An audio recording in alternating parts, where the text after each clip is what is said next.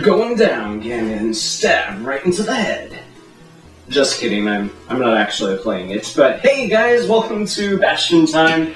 I'm your host Bastian, and why is there this bizarre video today? Well, let me tell you, I've been having all kinds of interesting issues with YouTube lately, but I uploaded a video a few days ago that was supposed to air today, and they won't publish it for some reason. They said that they're still reviewing it. Not sure what that's about, but there wasn't anything weird in it or anything, so I don't know what's up with that. But I thought this is the opportune time to sort of talk about all this news that we learned about A Link Between Worlds. You may have already seen my videos about it back on Zelda Dungeon, where I sort of recapped the details, but this video is just going to be about what I feel about those details. So, less newsy, more opinion-y. But first of all, apparently there's this whole dual worlds thing, which is something that we've had in practically every Zelda game since A Link to the Past. So it makes sense that it's here in a sequel to A Link to the Past, and that's that we have regular Hyrule, which was commonly known as the Light World in A Link to the Past, and in Link Between Worlds, instead of the Dark World, we've got this place known as the Other World. And Nintendo's made it pretty clear that the Dark World and the Other World are not the same thing, which makes sense because the Dark World was done away with, we thought, at the end of A Link to the Past. So they insist upon calling this place the Other World. And what's interesting about this place is it's kind of almost like Termina. There is kind of a representation of most of Hyrule's characters in this Other World, but they're very different. So instead of Princess Zelda, we've got Hilda, and it's interesting that they don't call her Princess Hilda, so it makes me think maybe she's not the princess of this land. She's not wearing a crown or anything, she's got a staff that has the upside down Triforce, so maybe she's just like a priestess or something, but in any case, she's basically Zelda with black hair, and her name is Hilda, and as some people have amusingly pointed out, it's kind of funny that we've got Zelda, Hilda, and then there's this witch named Irene, but it would have been pretty amusing if they named that witch Sabrina.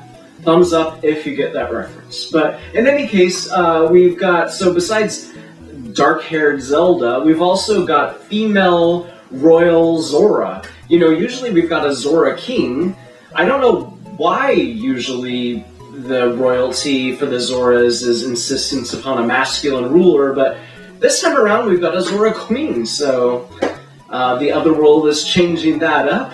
And the biggest news of all is that instead of Ganondorf, we've got this character who looks very much like a female Ganondorf, so seems pretty interesting.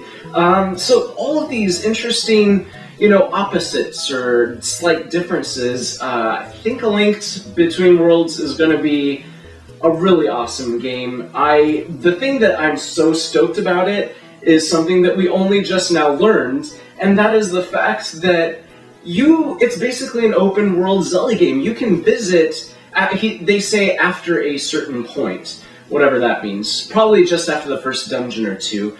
You can then visit the dungeons, the future dungeons, in any order you want. You can rent the items from the shop, and my understanding is you can rent as many items as you want. It's not like you're limited to one item or whatever. So it's kind of up to you to go into the dungeon, try to figure out what items you might need, and then if you didn't have the foresight to already rent those items, come back out of the dungeon, go rent them. Maybe you won't even have enough rupees, so you'll have to, grind for some rupees, then rent the item, go back in, and so that's going to be a very different dynamic.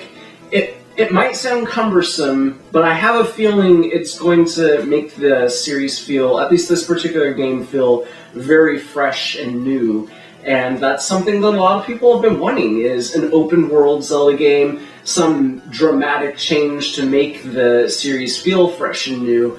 I think this is going to do it, even though it's basically practically a remake of A Link to the Past. It's going to feel like a completely different style of game, I think, and I so can't wait to play it. And then one of the other weird parts about the shop is that on the wall, they've got Majora's Mask hanging, or at least a replica or a representation of Majora's Mask. It probably isn't the actual Majora's Mask, but because of the fact that this other world has all of these characters that are kind of similar, it's the Hyrule characters, and the fact that in Majora's Mask, we did have that same kind of thing going on, where we had people that looked identical to characters we knew from Ocarina of Time, some even with the same names, but very different stories. So it has led to a lot of speculation that maybe this other world is actually Termina. I don't think that's the case. I don't think that Nintendo probably will ever go back to Termina, much to the chagrin of many of you out there. But I kind of hope to stand corrected. I don't necessarily ever need to go back to Termina in a 3D game, but in a top-down, A Link to the Past sequel seems like a really interesting, perfect fit. I wouldn't mind that at all. So if that's what it turns out to be, I'm on board. But in any case, that's it for this episode. Let me know what you guys think about all these interesting dualities and whatnot down in the comments below. See you guys next time. Bye, guys.